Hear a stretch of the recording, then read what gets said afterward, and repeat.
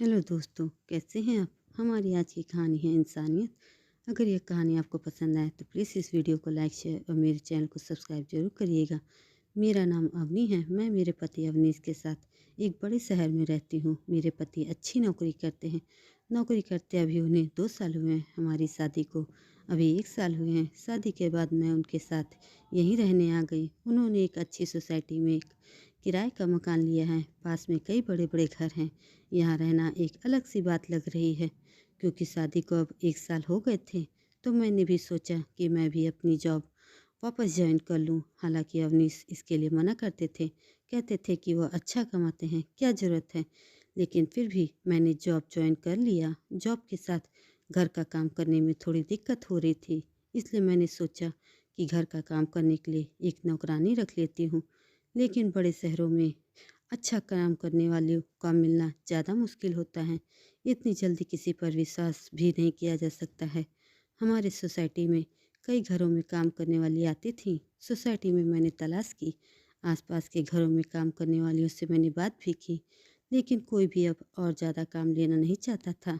इसलिए सभी ने मुझे मना कर दिया। मैंने यह बात अवनीश को बताई और उन्हें ही कोई काम करने वाली को ढूंढने को कहा। अवनीश ने कहा कि वह कुछ करते हैं। कुछ दिन के बाद उन्होंने घर पर एक काम करने वाली को रख लिया। अवनीश उन्हें पहले से जानते थे। शादी के पहले अवनीश वहाँ से अपने लिए खाना मंगवाते थे। उनका नाम सुमन था। वह 48 साल की हैं। मुझे तो जैसे सुकून मिल गया हो।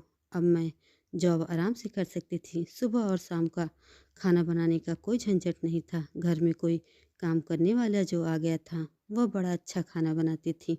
अवनीश तो पहले भी उनका बना खाना खाते थे, तो उन्हें पता था, इसलिए वो उन्हें लेकर आए थे। मेरे पति सुबह जल्दी जॉब पर जाते थे। मैं उनके बाद जाती थी और उनके आने के पहले ही आ जाती थी।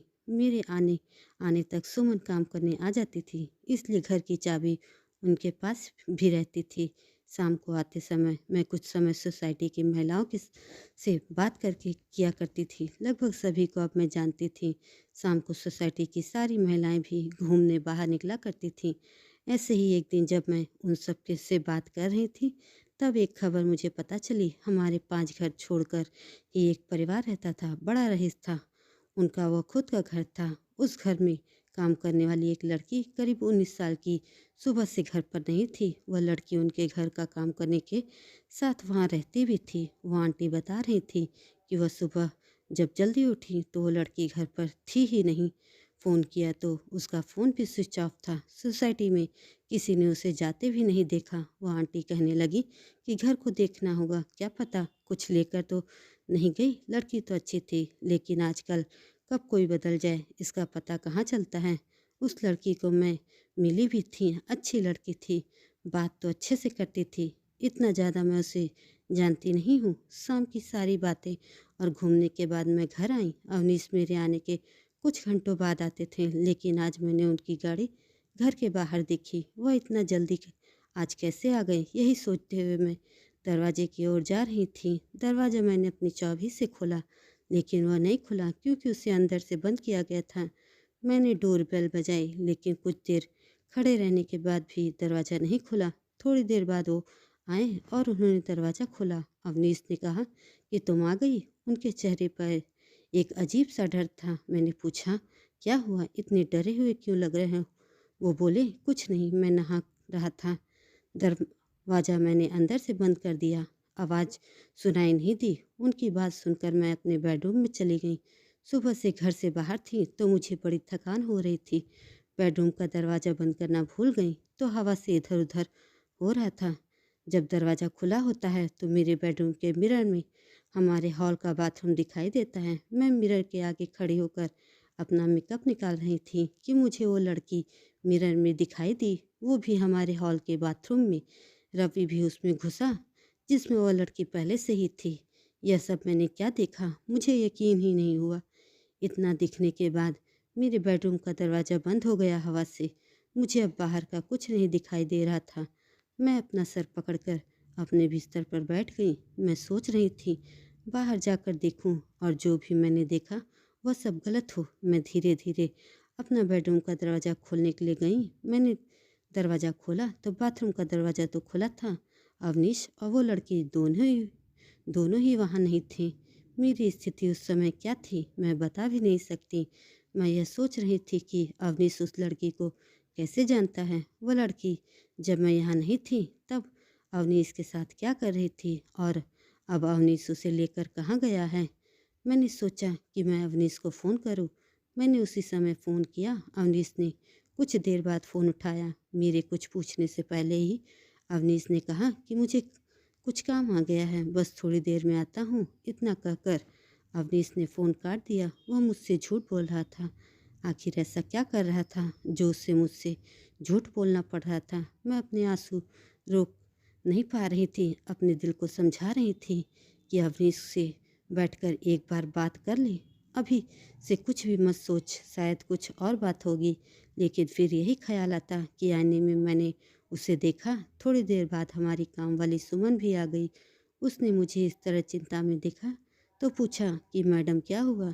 मैंने उसे कुछ नहीं कहा और अपने कमरे में चली गई। अवनीश करीब 2 घंटे बाद घर आए। उनकी शक्ल देखने पर मुझे गुस्सा आ रहा था।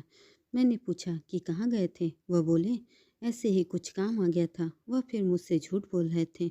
मुझे बहुत गुस्सा आ रहा था लेकिन मैंने अपने गुस्से पर काबू किया क्योंकि घर में सुमन थी।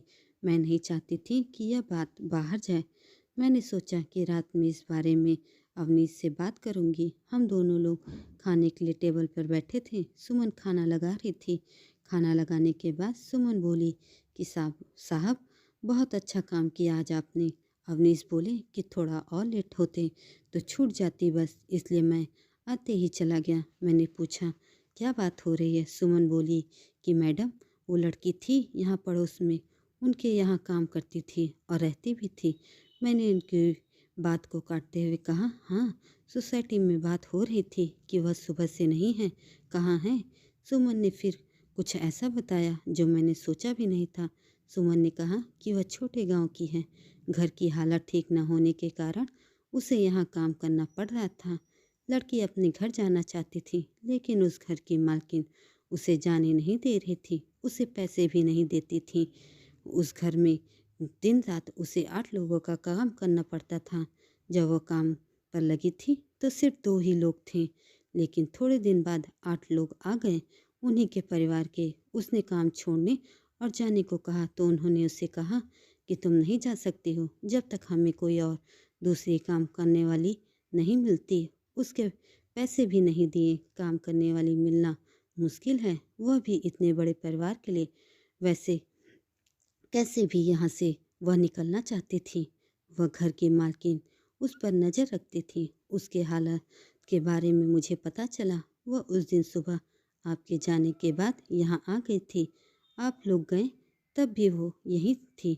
बहुत रो रही थी। मैंने साहब को सारी बात बताई।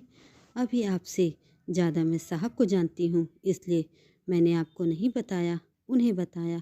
उसकी मदद करने को कहा, इसलिए साहब उसे उसके घर की बस में बैठाकर अभी आए हैं। अवनीश ने कहा कि इसलिए मैं ऑफिस से जल्दी आया। जब मैं आया तो वह बाथरूम में छिपी हुई थी, डरी हुई थी।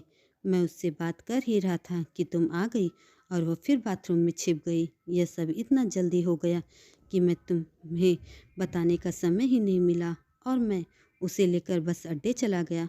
तुम्हारा फ़ोन आया तो मैंने सोचा कि घर आकर आराम से सारी बात बताऊंगा। लड़की सीधी थी। वह खुश थी कि अपने घर जा रही है। सुमन और अवनीश की बात सुन मुझे यकीन नहीं हुआ।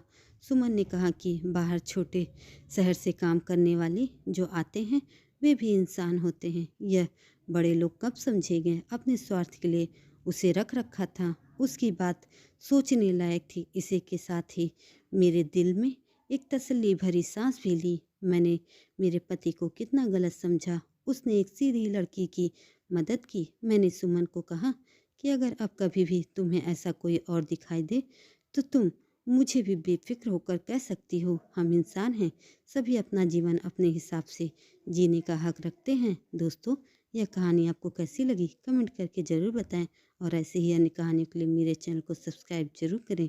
धन्यवाद।